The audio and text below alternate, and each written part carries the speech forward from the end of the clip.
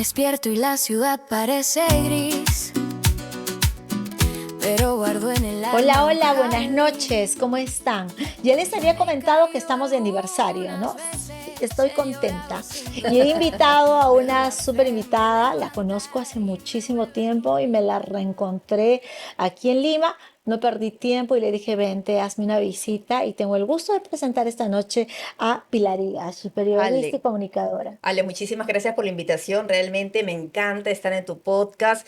De verdad, el reencuentro fue muy lindo, ¿no? Así es, En así es. una reunión, en un cumpleaños de una gran amiga y nos dio tiempo pues para recordar tantas cosas lindas. Además que nosotras no necesitamos mucho esfuerzo para hablar, porque ya saben que tenemos el perfil, ¿no? La comunicación a flor de piel. Yo la conozco a Pilar, ¿no, ¿damos Ya no, años? no hay que No, decir, no, no hay que sí, decir, no. porque después van a sacar nuestro récord de edad, pero sí haciendo periodismo. Yo aquella época trabajaba en Puno y Pilar cubría con mucho éxito a nivel nacional con algunas otras chicas que son de nuestra promoción, que tampoco las voy a mencionar ahora, y trabajaban haciendo pues esta cobertura nacional. Después tuvimos la oportunidad de viajar, me parece, al extranjero juntas, parte de esta comitiva también. Y ahora me la encontré y le digo, Pilar, y además yo la sigo porque ella también tiene podcast y todos tenemos podcast. Fernando, tú esta tiene todo y está muy bien porque hay Ujú. cosas que decir. ¿Cómo te ha ido todo este tiempo? Bueno, yo estoy ahora también en el canal de la Universidad de San Martín de Porres, el primer canal educativo del Perú. Hay que ser nuestro cherry también en Por favor. USMPTV. Estoy feliz ahí de intercambiar porque ahí vemos cómo los chicos se tiene tanta perspectiva de seguir avanzando y hay una combinación que es la fórmula del éxito. Experiencia por un lado, pero también juventud. Así es. Juventud de todo este grupo talentoso de profesionales que está haciendo posible, bueno, ya el canal de la San Martín, el educativo, tiene 15 años, pero bueno, hace un año fue la inauguración del nuevo local aquí en la sede principal de Santa Anita y bueno, se le está haciendo un tema de relanzamiento a propósito de la inauguración de la nueva infraestructura, el equipamiento y todo ello. Ahí estoy, pero paralelamente también estoy en el podcast. He incursionado luego de haber salido después de casi 22 años de ATV. Incursioné en el tema del streaming, en el tema digital y ha sido un salto. Para mí, puedo decirlo, y tú seguramente también lo estás viviendo, fantástico porque te da el camino, la posibilidad de interactuar con los seguidores. Es La lo que libertad, más me encanta. por Me supuesto. encanta interactuar con ellos, lo hacemos los programas en vivo y a mí lo que más risa me da es que de repente podemos tener una prepauta, pero Terminas el así. seguidor, la comunidad, de te lo cuento donde soy ahora, te marca la agenda, te marca los temas que tratamos a lo largo del programa. Y entonces podemos empezar hablando de política, pero ahí empieza alguien hablando sobre otro tema. Entonces ahí se genera el debate entre el comentario que se da en el chat en vivo. Y bueno, y nosotros también nos sumamos a todos ellos, interactuamos con ellos, somos una especie de intermediarios, pero la verdad que me vacila cualquier cantidad. Yo no pensé Claro. que me iba a gustar tanto, ¿ah? Porque es como una radio, pero con ciertas, porque la inmediatez de la radio puede ser una. ¿Tú has hecho radio alguna Yo he vez? hecho radio, practiqué en RPP, pero hace muchísimo tiempo cuando estaba en la Universidad de Lima estudiando ciencias de la comunicación, casi al inicio porque no sabía bien hacia qué especialización ir. Mm.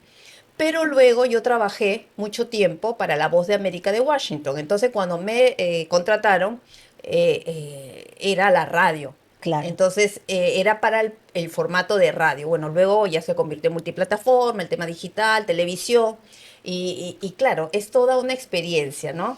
Y yo te preguntaba si habías hecho radio o no, y por qué iba por el tema del podcast, porque quienes hemos hecho radio tenemos la capacidad de hablar, tú puedes hablar sin pauta. ¿Y Ajá. qué resulta? Y empiezas hablando por aquí, por allá, y tienes que tener rapidez, inmediatez, y al final es una caja de herramientas que te sirve para conectar con el podcast. Entonces, cuando alguno de tus seguidores te demanda un tema, por supuesto, vas a encontrar en el baúl del conocimiento algún tema que desarrollaste. ¿Qué demanda la ciudadanía cuando te escribe? ¿Qué es lo que ellos quieren hablar? Sobre todo en este momento, quieren saber un poco el tema político, Ujú. bastante diría yo, ¿no? Y hay un gran interés en este tema, en saber el tema de los candidatos, el tema de las propuestas, sobre todo también el tema de la cédula de votación, este sabanón que vamos a tener que enfrentar el 12 de abril de 42 por 47. ¿Te imaginas? Tremendo sabanón. Sí, Donde claro. vamos a Ya lo hemos tener que presentado. elegir entre 36 alternativas,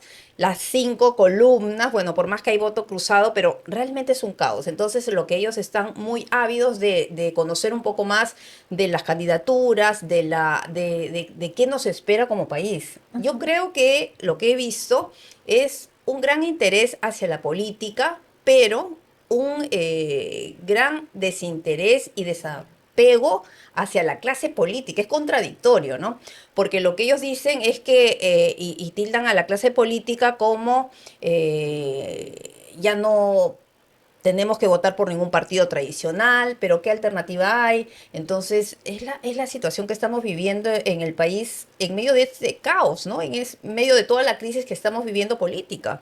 Y las En 10 encuestadoras, años, ¿no? En 10 años, 8 presidentes. eso, o sea, cuando nos tocaba dos, entonces, cuando Fernando Tuesta me daba esas cifras, yo pensaba y decía, hemos cuadruplicado el número de presidentes y eso habla de la debilidad. Sin embargo, Pilar, ¿quién? O sea, hay una crisis política, claro está. Pero tú acabas de salir de un medio de comunicación después de 30 Ujú. años y también habría que hacer ahí como una autocrítica, ¿no? ¿Quién construye la verdad?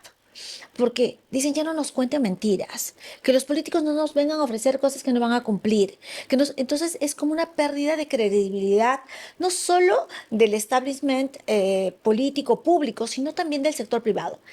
¿Quién desde tu experiencia construye la verdad? Bueno, como todos sabemos, la verdad no es absoluta.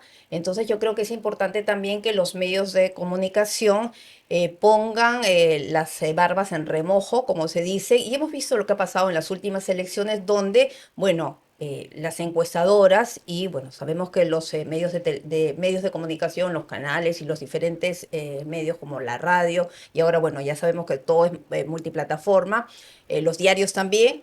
eh, no vieron lo que se venía a venir, por ejemplo, lo que pasó en el 2021, en las elecciones más cercanas, en las presidenciales, donde nadie hablaba de Pedro Castillo. Y la pregunta que todos me hacen cuando estamos comentando ese tema en el podcast, en el podcast te lo cuento. Lo que ellos se preguntan es cómo no se vio una cosa así, o es algo que no se quiso ver, o es algo que se quiso manipular. Entonces, esa es la pregunta que muchos se hacen, ¿no? ¿Qué fue lo que pasó con las secuestradoras en el 2021? Yo lo que escucho y todos dicen, es la fotografía del momento, el sondeo de opinión, la encuesta, ¿no? Y como Pero puede ¿hasta qué cambiar, punto claro. eso también puede ser pues una excusa, ¿no? Y más aún ahora cuando hay una reforma, porque antes las encuestas se reservaban hasta 7 días antes del proceso electoral. Ciertamente se filtraban en todo lado y había. Y nosotros le queremos dar a nuestro voto un valor específico y queremos posicionar dentro de los 5 primeros y eso hace un daño. Pero si tú miras el universo de la encuestadora son 1.700 personas, margen de error 2,3. Entonces termina siendo una herramienta compleja.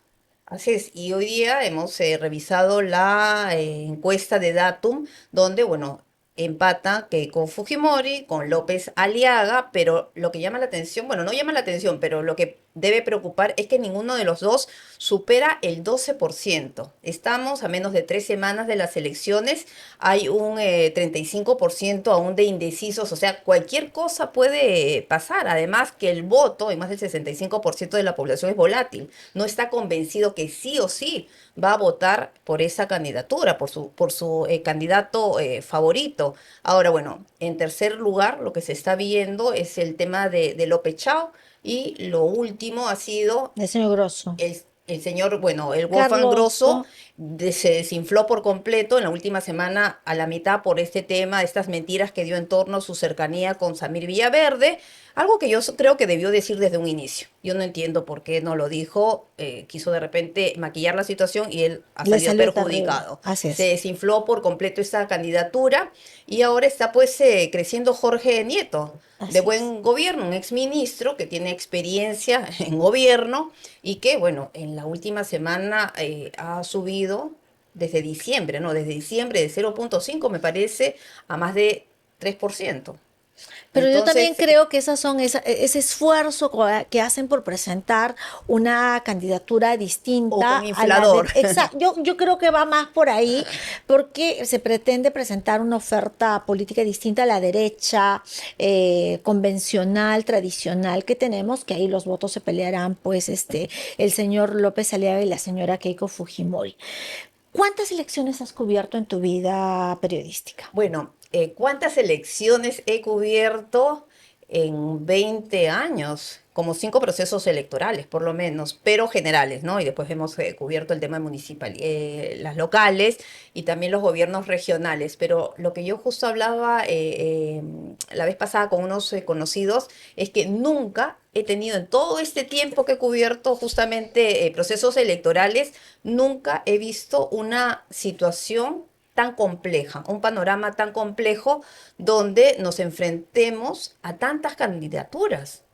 36 candidaturas y todo eso se lo debemos ¿a quién?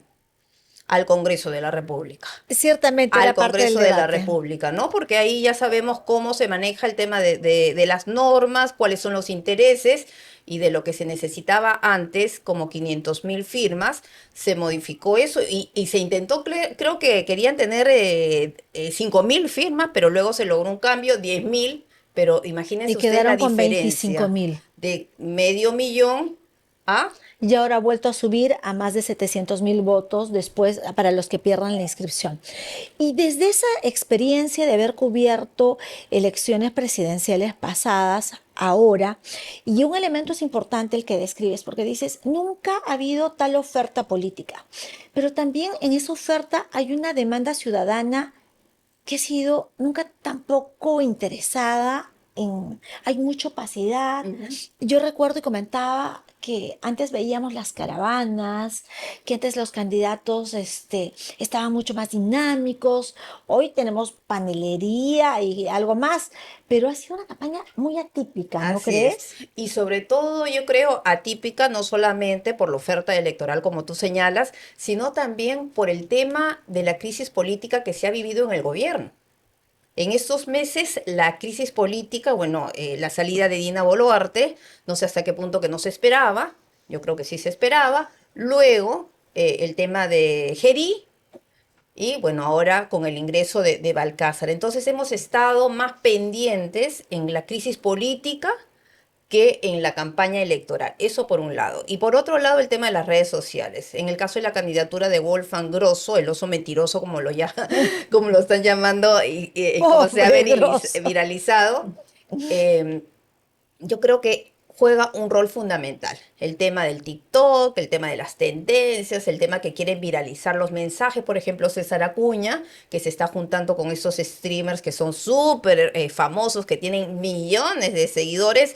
Bueno, yo he tenido que leer un poco y ver a Cristo Rata, a Nutron, no sé cómo se llama el otro, a quienes ha Te tenido que compadezco. contratar, pero ni por eso se infla, porque está con la candidatura de César Acuña, de APP está 3.6 por 3.7, ahí, ¿no? sí. 3.6, entonces no está creciendo a pesar de los streamers, de los influencers. Entonces yo creo que eso también ha hecho que se haga la campaña atípica, pero también hay que reconocer que hay algunos candidatos más tradicionales que han seguido apostando por el tema de los mítines, se le ve a López Aliaga haciendo su esfuerzo al interior, bueno, Keiko Fujimori que tiene pues el tema de la base partidaria bastante fuerte, en el caso de Alfonso López Chao, ha estado también viajando, ha estado haciendo mítines con bastante gente, multitudinarios. Lo vi en el sur, en uno que tuvo un discurso bastante potente. César Acuña, bueno, un poco más limitado porque no puede hacer tanto mítines en su localidad porque la gente le reclama demasiado. Entonces estamos viendo que algunos candidatos están haciendo su esfuerzo por tener este contacto, esta cara a cara, este face to face, esta cercanía emocional con el electorado que es importante, ¿no? Con la ciudadanía. Entonces, hay de todo, ¿no? Se está viendo esta campaña, es atípica, pero se está viendo no tanto las caravanas, algunos sí están haciendo mítines y el tema de las redes sociales también. Pero no se puede centrar en las redes sociales, definitivamente, ni en bailecitos trends tampoco, ¿no? Eso puede jalar, pero eso tienen que entender los candidatos. De repente se viraliza un tren porque puede tener millones de likes, pero eso no se traduce en un voto, ¿no? Y lo que tú quieres para ganar es votos. Y dice que el voto se construye con el contacto visual, con el contacto personal, darte la mano, decirle cómo te llamas, qué necesitas.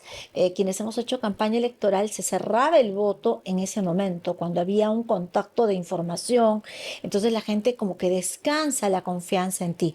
Eso no lo tienen las redes sociales, gracias a Dios, porque tenemos que recurrir a otras herramientas para poder posicionar nuestra oferta política. Antes de hablar de las otras elecciones, porque el 12 de abril elegimos presidentes, senadores, diputados y elegimos Parlamento andino. Y yo quiero hablar de las otras elecciones, pero antes de dejar la candidatura presidencial, Pilar, es importante conocer al candidato. Por eso creo que lo que nos ha pasado con el señor Grosso está bien que nos haya pasado en este momento, porque devela un defecto importante al momento de gobernar. ¿Cuál es la responsabilidad de los periodistas de diferentes plataformas, los canales convencionales, los alternativos, al momento de presentar no solo al presidente, sino finalmente la fórmula electoral? Porque es tan fácil cambiar de presidente que el segundo vicepresidente podrían tener la responsabilidad de gobernar el país. ¿Cómo podemos conocerlos y presentarlos mejor, Pilar? Bueno, ahora eso es fundamental, sobre todo por lo que hemos vivido en los últimos 10 años, donde han habido 8 presidentes. Si bien es cierto que en todos los casos ha habido una sucesión constitucional, hay que decirlo y que quede en claro, le gusta a uno o no cuál ha sido la situación en nuestro país. Lo cierto es que tenemos que echar mucho ojo quienes vienen detrás. Y justo conversábamos en el caso de Wolfgang Grosso y a raíz de todo este tema de Villaverde, pues los medios, tanto tradicionales como digitales, apuntaron la mirada hacia su candidatura. Lo que se descubrió es que quien iba con él como candidato a la primera vicepresidencia, esto es que si sale Wolfgang Grosso elegido y hay algún problema y lo sacan, porque ya sabemos el nivel de inestabilidad política que vivimos, la que entraría es su vicepresidenta, que no tenemos nada contra los emprendedores, pero ella es su vecina, es una ama de casa, no tenemos nada contra Las las amas de personas, claro, casa, el hecho de contribuimos. que sea su vecina y el tema de emprendedores. Pero ¿qué pasa? No tiene experiencia, porque además ese emprendimiento que era en un tema de confección de ropa para bebés, que tampoco tenemos nada en contra de eso, por el contrario, no duró ni 3 meses. O sea, y más allá de eso, no hay ningún tipo de actividad laboral, Y ni gobernar. personal, ni en el sector privado, ni público. Y Entonces, gobernar el país imagínense. es complejo. Yo recuerdo, y los invito, Carlos, vamos a buscar esa imagen del expresidente Castillo, que él se va a buscar pues a su ministro de Justicia. No me acuerdo quién era, porque hay tal falta de liderazgo también en los ministerios. Entonces, Pedro Castillo quería hablar con su ministro de Justicia y dice, lo voy a buscar. Y adivinen a dónde se va. ¿Ustedes creen que se va a San Isidro, a un paso del Sajón, donde queda el Ajá, Ministerio de ajá. Justicia? Se va al Poder Judicial. Y él caminaba con un énfasis y decía, presidente, ¿qué hace en el Poder Judicial? Y él decía, he venido a buscar al ministro de Justicia. Cuando el Poder Judicial es un poder totalmente distinto, con autonomía, y él presidía ciertamente el país, pero el Ejecutivo y el ministro tenía otra función. Entonces, y Pedro Castillo, profesor, cometía ese dislate. Imagínense ustedes, o sea, no pues un poco de seriedad, ¿no? Porque Ignorancia total. algo habría que reclamarle más que a la señora, que puede ser una mujer bien intencionada para servir al país, es la responsabilidad de quien le hace la invitación Así es. y la incorpora. Así es. En el caso de otros candidatos, también hay que mirar, porque son personas vinculadas. En el caso de López Chao, su vicepresidente, su candidato a vicepresidente, es una persona que tuvo vinculaciones con asociaciones marxistas, leninistas. Uno tiene que ver quiénes están detrás. En el caso de los otros candidatos, bueno, y también es bueno saber quiénes están detrás, no solamente quiénes están detrás de la fórmula presidencial, sino quienes han elaborado también los planes de gobierno. Y es Aquí hemos fundamental. trabajado con los planes de gobierno, hemos visto salud, vamos a ver la siguiente semana trabajo y déjame decirte que hay planes y planes.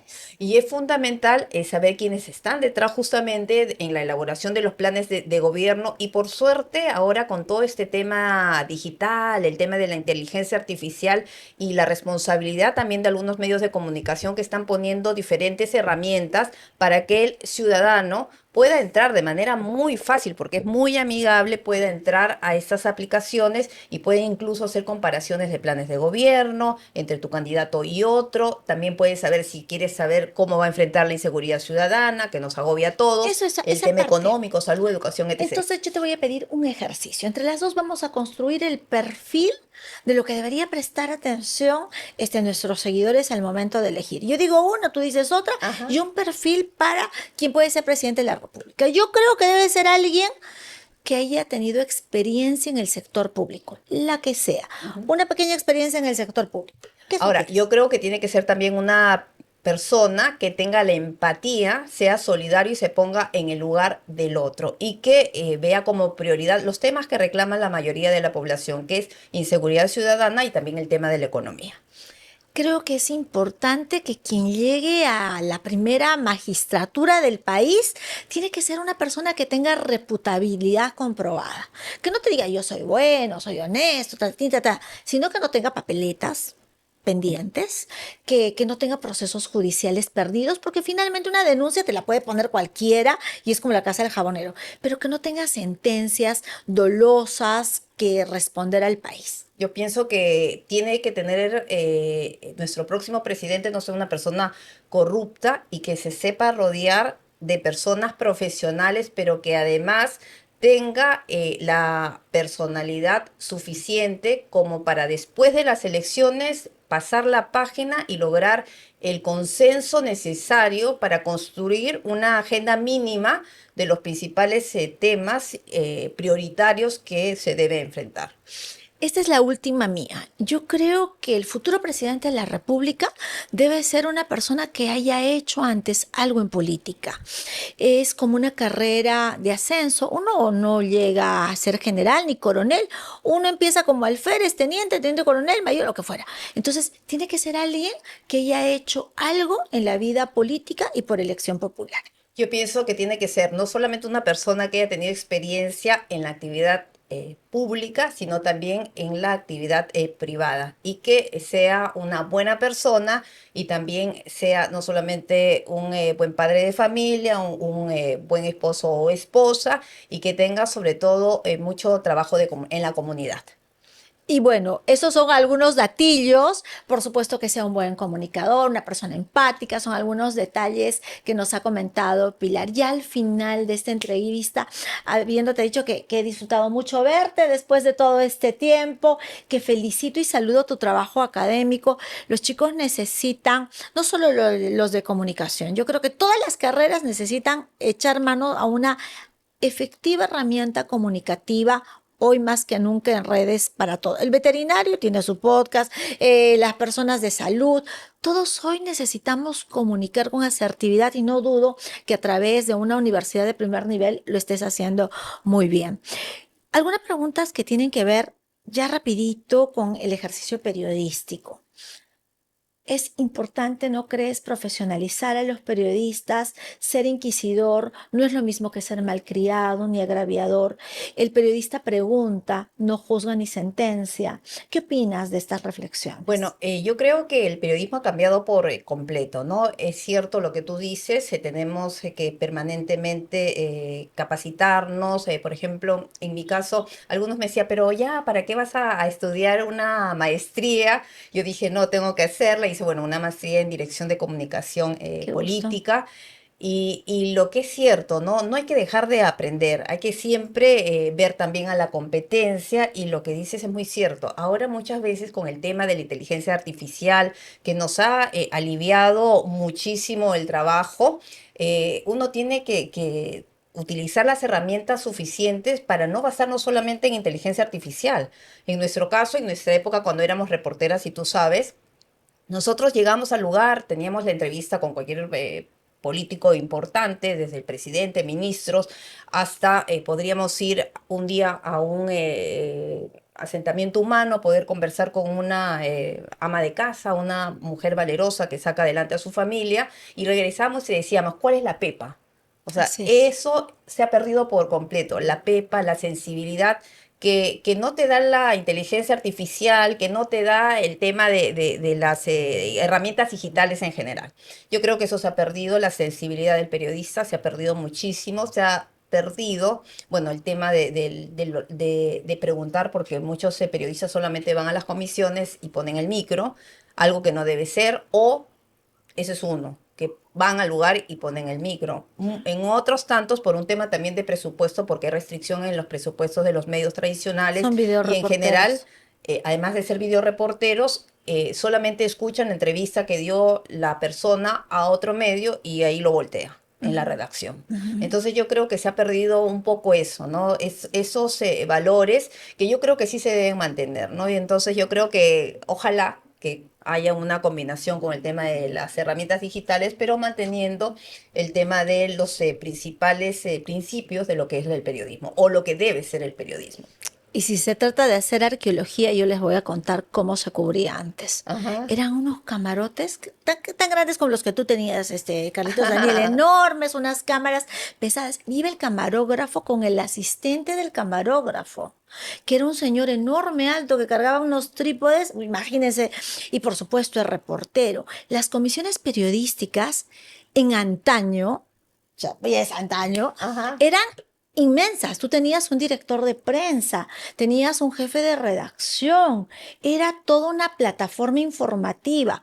Hoy en un medio de comunicación hay 30 personas y hacen canal, tienen streaming y tienen diario. O sea, se ha optimizado recursos por todo. Yo recuerdo que cuando viajamos, alguna vez las cámaras las adoptaban para que duren la batería, porque no había dónde cargar, no había fuente de luz. Las cámaras de moto, a ver chicos, ¿de qué tamaño es una cámara de moto? Es como un ladrillo, para que se hagan la idea. Pesaba, entonces yo cargaba mi cámara aquí, cruzada mi cámara de moto, y todos mis pantalones a la altura de mi pantalón estaban quemados con el líquido de la batería. Hacer prensa antes nos costaba muchísimo. Ajá. Y creo que ese privilegio que hoy tienen los chicos de reportar con un buen teléfono debería significar esfuerzo en prepararse. Claro, ¿Tú qué un crees? doble esfuerzo, ¿no? Yo, a propósito de lo que comentas, Ale, recuerdo una vez justamente que me vi en medio de una balacera en la Dios santo. plaza Manco Cápac y yo dije, no, bueno, ahí no tenía todavía a mi hijo, ¿no? Entonces yo creo que eso también me El dejó, riesgo, claro, tu uno apetito de se riesgo. arriesgaba por completo. Claro. Y claro, uno tenía que cubrir la información y ¿por qué? Lo principal era ganarle a la competencia. Yo creo que hasta eso se ha perdido un poco, ¿no? Ahora es bueno porque también comparten un poco la información, pero antes era lo principal ganarle al otro La canal, exclusiva, tener la la imagen. exclusividad. Ya no hay exclusividad. En algunos medios pero de fin de semana, pero la exclusividad, ganarle la competencia, tener la mejor imagen.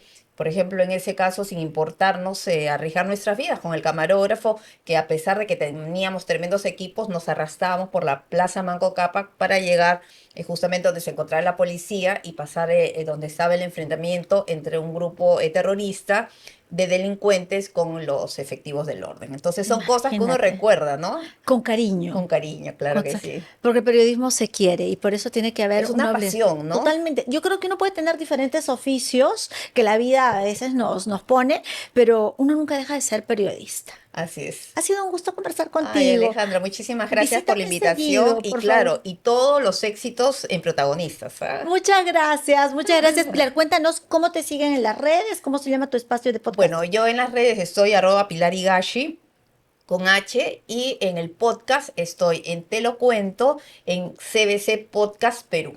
Y en la universidad es en USMP TV. Ahí también Todo- tiene todas las redes, estamos con un programa de buenas noticias ahí, donde también tenemos diferentes segmentos, ¿no? Todo lo tendrá usted en pantalla gracias a Charles, que pondrá subtitulado para que siga a nuestra querida Pilar Higache. Que tengas Muchísimas una gracias. linda semana. Voten bien, que es lo principal, ya no falta nada para las elecciones. Así es, muchas gracias. Hasta aquí llegó Protagonistas y les mando un muy fuerte abrazo. Nos vemos el próximo episodio. Despierto y la ciudad parece gris. pero guardo en el alma un jardín.